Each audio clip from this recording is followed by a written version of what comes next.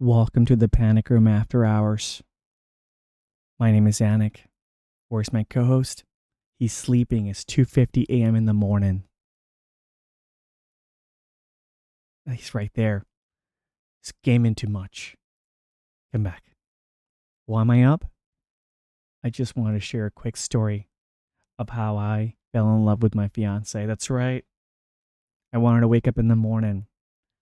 First thing she sees on her phone, she's like, what the hell is this? She sees a stupid thumbnail. No, she's just going to see a screenshot of a random time of this video. It's unedited. I just wanted to share a story of how I fell in love with my fiance. It wasn't long ago. I was in them streets, hating myself, falling in love with just attention and nothing but toxic feelings of needing to read DMs. That shit was bad. I had an epiphany. I had an epiphany that I need to change myself. I need to deserve love. So when I get love, I could be grateful. Because I got love, I didn't deserve it. So I felt like a piece of shit anytime I got it. And my fiance was my friend. That's right. She had a crush on me. I knew that. But I was like, nah, that's too easy. If you like me, then it's over already. That's not healthy. Why would I think like that? I went to therapy. That's right. I was like, yo, therapist. I have a pretty good life, good job, a lot of friends, girls, but I'm unhappy. I don't think I have depression, but I think either I'm autistic or my ADHD or my ADHD and anxiety is ruining my fucking life. What should I do? And then within a few days, she got to learn some of my history, and she was like, it sounds like you haven't stopped dating after you started dating. You had a relationship for 6 years, and you got with somebody 2-3 months after that. You didn't fully process that. And since then, you were never single for more than 3 months? What? What? Never not getting attention for less than 2-3 weeks? What is this hold that you're feeding? It's unhealthy. So at this time, my fiance, at the time, my friend, I had to cut the boundaries. I had to not cut boundaries. I had to set some boundaries. I was like, hey, we can't be friends because I know you like me. I set her in my car. I still remember dark at night. It was definitely not 2:53 a.m. in the morning, but maybe like 11 o'clock. And she was like, what the hell? Where's this coming from? In tears, sad as hell. I honestly didn't even feel that bad at the time. Because again, because she liked me, I couldn't even appreciate her. Maybe I was running away from the fact that girls liking me, I didn't deserve it because I was guilty of just knowing who I really am and what I've done. That sounds too ominous. I've never cheated on anybody. Never cheated on anyone. Why I say it like I did, I don't know. After hours, the panic room. I'm going back on track. I told her we can't be friends. It was bad. And then I listened to my therapist. The first 2 months was hard as hell. Every DM on my phone, I was like, God damn it, I just want to see the thumbnail of this girl. Terrible. Toxic. Dark. Brown. What the hell is wrong with me? What is wrong with me? Where is my mind? Where is my mind? In the streets. That's where it was. Honestly, the biggest component of what helped me was the fucking universe. The universe gave us COVID, or maybe China. Maybe China helped me. COVID literally shut everything the fuck down. It was almost too easy not to go out, not to meet people, not to talk to anyone. Too easy.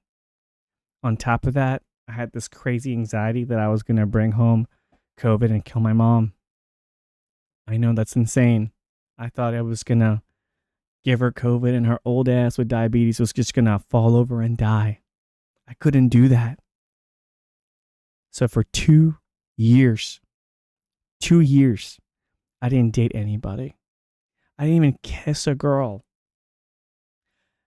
I would say out of 2 years, I might have texted a couple people, DM a couple people, and then we were in Austin at one point and was dancing. I did dance with a couple people. Things like that happen, but nothing romantic, nothing intimate, and nothing inappropriate. And all this while, I slowly started to get my friendship back with my fiance.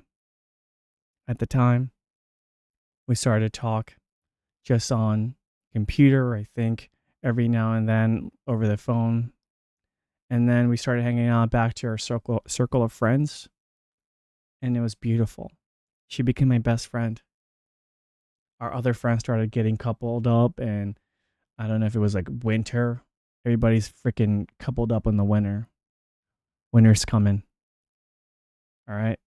Don't get a jacket, get a bitch. I'm sorry for saying that. I don't mean it that derogatory way. But get yourself somebody. It's cold out there. What was I talking about? Yes. So we started becoming friends again. Yes. It was so healthy. We did so much together without any type of inappropriate behavior. We went to see Billie Eilish with a full circle of friends, and they thought we were dating because we were just so tight because we were best friends. She got to know who I really was outside of all the bullshit and partying and dancing and dressing up. There was more to my heart. Holy shit, when I stretch this, you can kind of see more of my skin. It's kind of sick. You started to see more of me, and I started to see more of her. And she was also developing, her frontal lobe was probably popping the fuck off around this time, and she was becoming a woman. And I started to respect her.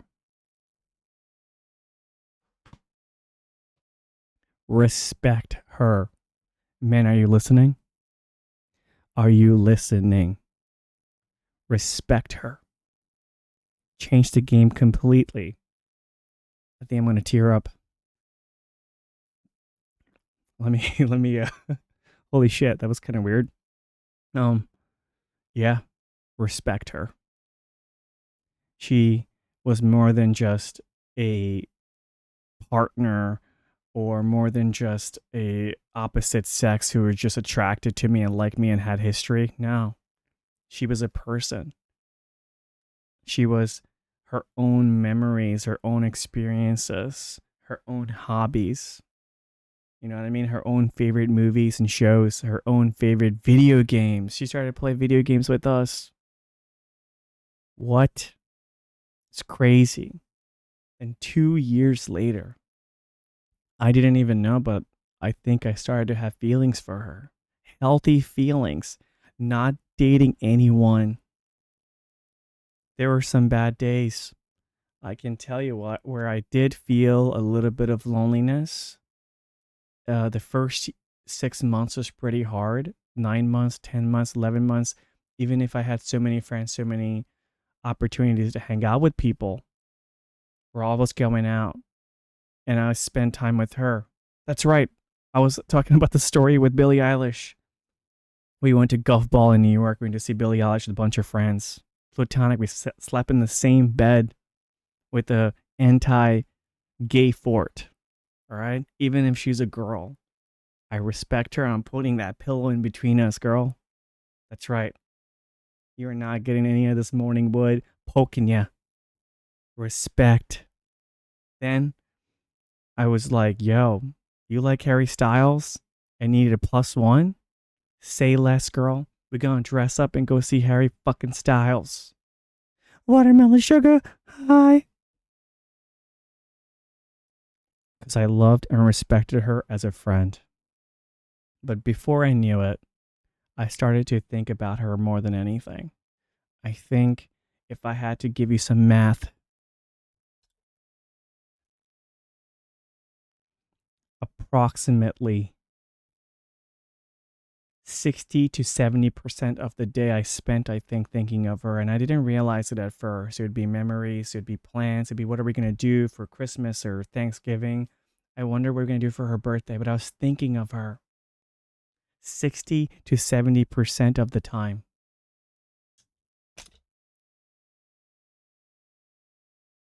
That's a lot. So if you're waking up in the morning, good morning. I love you. I'm thankful that you're in my life. I'm thankful that I was old enough and lived long enough to ask you to marry me, to live long enough to watch Game of Thrones with you all 8 seasons, where I warned you season 8 was going to be straight trash. But because we watched it together, 1 through 8, so quickly, it wasn't really that trash. I fucking hated that season. And you made me hate it that much less. Thank you. I'm feeling thankful.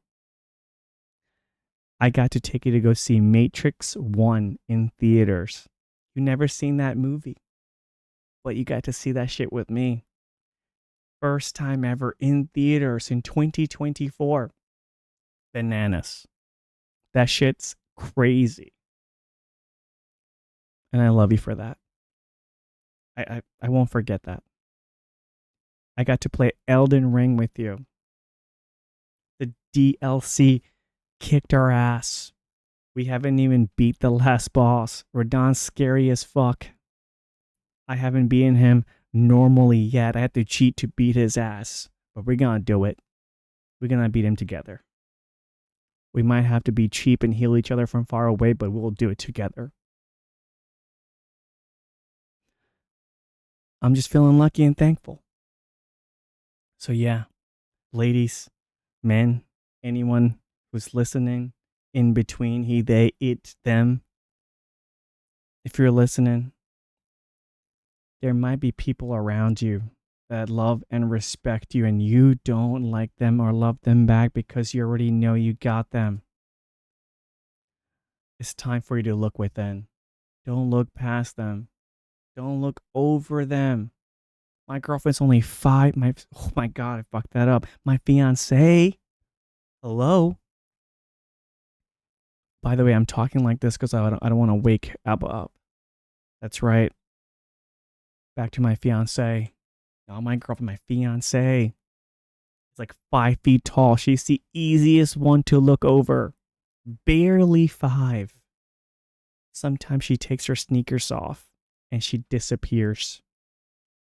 Sometimes I might trip over her because I wasn't looking properly. But I love her. Happy Thanksgiving. Happy Thanksgiving.